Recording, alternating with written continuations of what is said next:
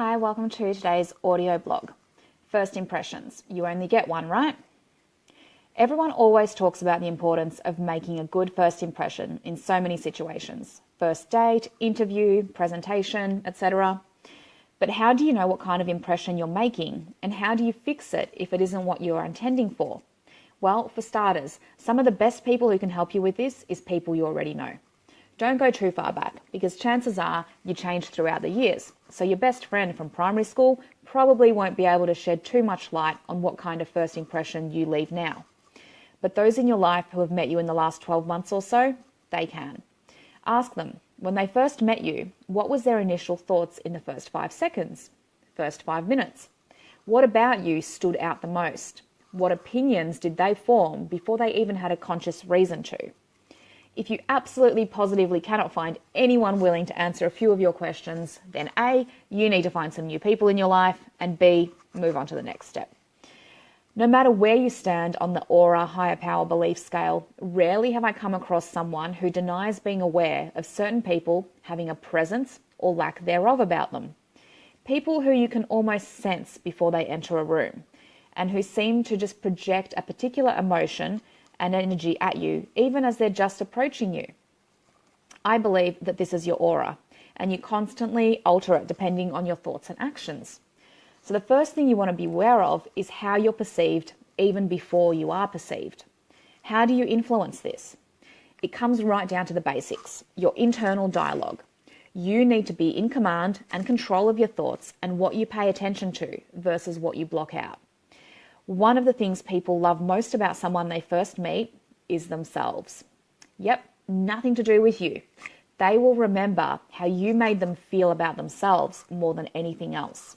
We're humans, and thus emotion-driven. Yes, we can learn to work with and around emotions, but a first impression will always be in this range of memory. So before you're even in this person's line of sight, you need to command your attention and focus to send them exactly the signals that they want to feel. This involves the following.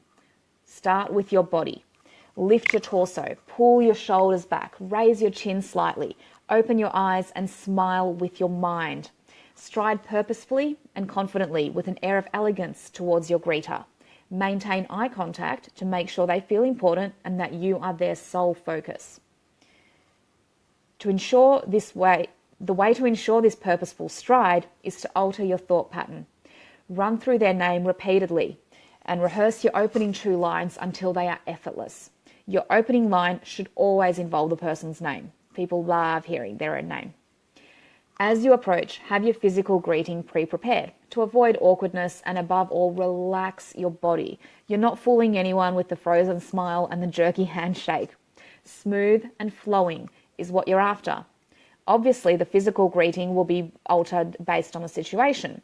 If it's business, then make sure you have rehearsed and mastered which style of handshake you're going to go for. And then make it clear that this is the expected greeting as you approach to ensure no confusion by lifting and extending your hand towards them before you reach your greeter. Finally, within those first few seconds after the handshake will be your chance for your pre-prepared greeting and voice to win them over. This is why it is pre-prepared, so that you can rehearse the tone, fluctuations, volume beforehand. No point pulling off a confident entry only to spoil it with your whispered greeting or to sound like a crazy person when you start belting out a hello. So there you have it. First impressions. It begins the moment you are in view, escalates as you approach, and ultimately the crux of the greeting and their perception is formed at the moment of physical greeting and verbal greeting. Nail this 10 to 60 second time frame and the rest will be much easier. The key here is to be consistent. It's great to pull off the best approach, but if it doesn't follow with a matched greeting, then you'll simply leave your greeter confused and unsure. Not the perception you're after. Whatever it is you choose, be consistent. And remember, this consistency starts from your thoughts, which become your presence on the world. There is no point to taking all the above points on board, except the part about commanding your thoughts to support you, or you're just going to come off as arrogant. There's a very fine line between arrogant and confident, and it is defined in what is motivating it.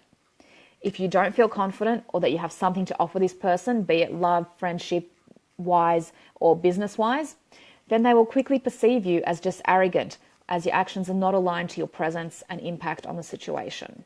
Most importantly, remember it is not about you. It is about how you make them feel. So stop worrying about your fat roll or your hair or your suit not being expensive enough. They haven't even met you yet. They don't care about your little issues. What they care about is how you feel about them. So make it clear. Be confident and genuine. Say their name. Listen. And make sure they know and feel during the entire encounter that they are your sole focus. Trust me, that is the feeling you want to leave them with after a first impression, because there is nothing more valuable to a person than someone who makes them feel better about themselves. See you guys.